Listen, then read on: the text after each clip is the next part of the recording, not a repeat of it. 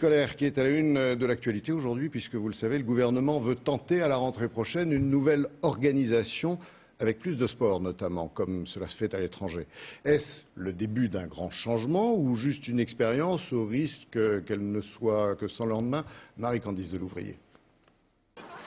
À l'heure où tous les lycéens de France travaillent, ceux du lycée Jean Villard de Meaux enfourchent leur vélo.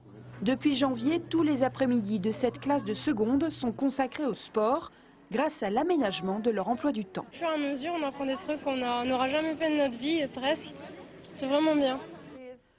Cours classique le matin, récréation remplacée par une pause déjeuner très tôt, dès 10h30, fin de la classe à 13h30. Un choix quasi unique en France qui offre des premiers résultats encourageants. C'est la classe de seconde, parmi les 10 classes de seconde que j'ai, qui a le plus fortement progressé. Alors c'est peut-être dû à la fois à la qualité des élèves et à leurs compétences, mais je pense aussi qu'ils ont trouvé dans cet aménagement les moyens de vivre différemment leur journée scolaire.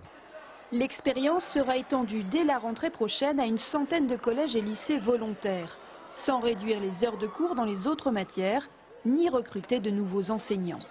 Nous avons affecté une petite enveloppe par établissement, 5 000 €, qui sera destinée à des aménagements ponctuels. Ça peut être utilisé pour du transport, ça peut être utilisé pour tel ou tel partenariat. Donc 5 000 € par établissement qui sera retenu pour l'expérimentation.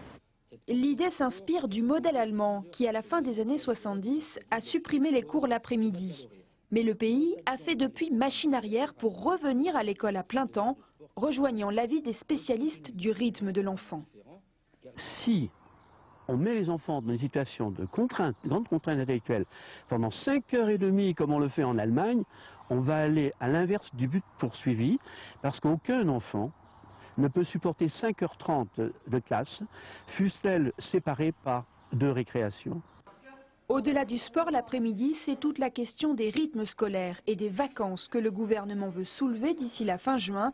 Question sensible en France, où la journée d'école, 6 heures par jour, est la plus longue du monde.